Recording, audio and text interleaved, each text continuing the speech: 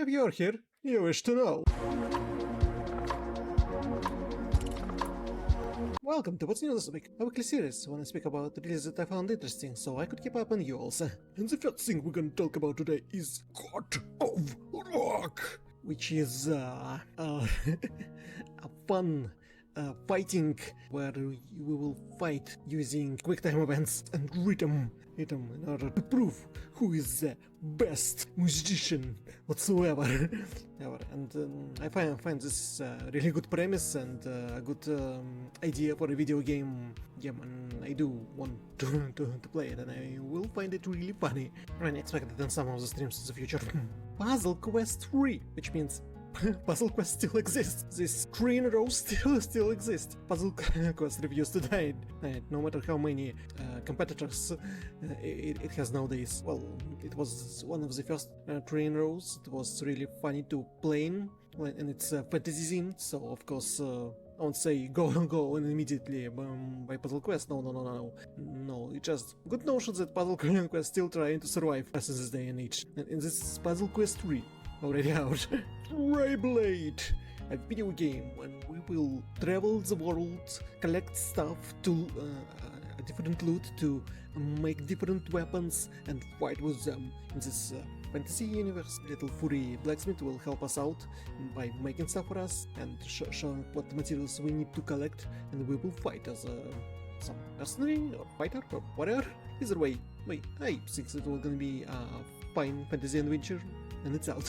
Advance Wars 1+2 Reboot Camp. People love Advance Wars.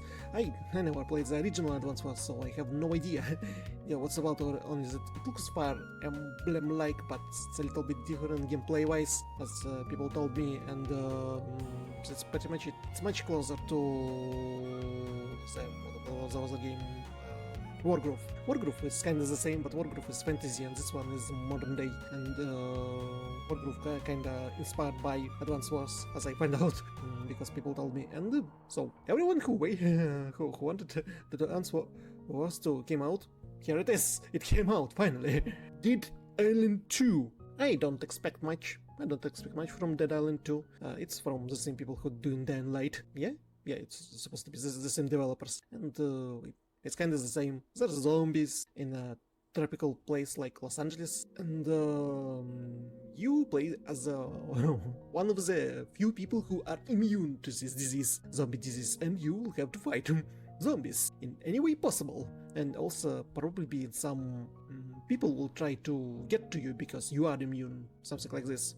And that's pretty much it. We're just gonna run around and kill zombies, which I don't find interesting anymore. But here it is. Volcano Princess. This is Raise Your Daughter Simulator. So you play as a father, you have a daughter in a fantasy world, and you have all different paths that she could choose. Be a noble, a scholar, adventurer, and she will have a different paths to follow, and you can inspire her what would be the best to go forward. I don't know, I think it's a fine premise for a game, and it has a Japanese voice acting.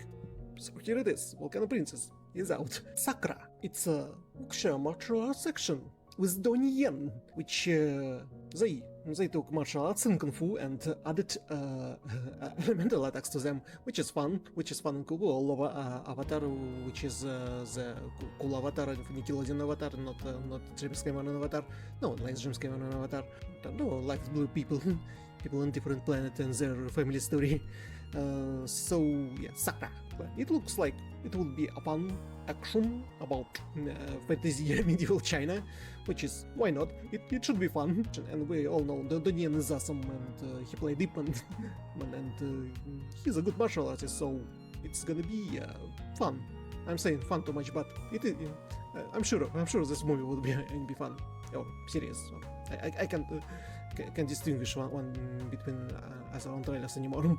Big Beast. It's a documentary series from Apple TV, narrated by Tom Hiddleston, that will tell us about different big creatures, which I find interesting because I'm curious about all the big creatures in the world, and let me hear Tom Hiddleston voice talking about them.